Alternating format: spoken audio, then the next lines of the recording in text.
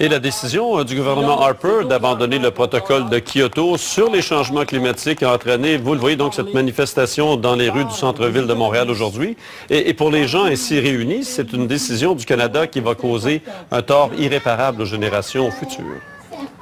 C'est nos enfants qu'on condamne par notre inaction.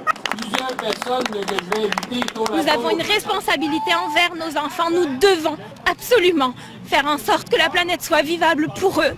Cette mère de famille lance un cri du cœur, comme plusieurs autres Québécois inquiets de voir la planète se transformer.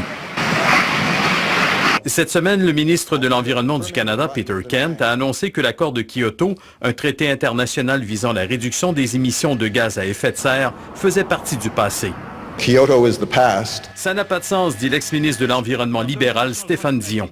Maintenant que M. Harper est là, on est un saboteur, on fait tout pour que les choses dérapent. Certains affirment que les conservateurs veulent protéger les sables bitumineux de l'Alberta qui sont très polluants.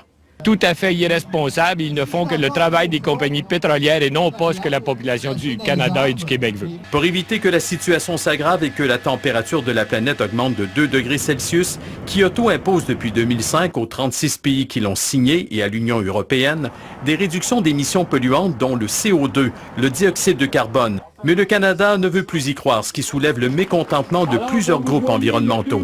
Environ 200 personnes se sont rassemblées en après-midi à la place du Canada. Parmi celles-ci, des personnalités connues qui demandent au gouvernement Harper de revoir sa position.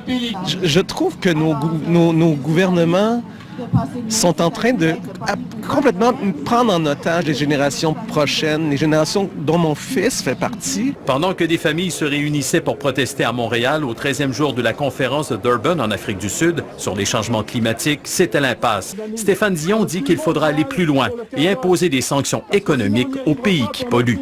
Les pays qui ne se conforment pas s'exposent à voir leurs produits pénalisés à la frontière des autres pays. Harold Gagné, TVA Nouvelles, Montréal.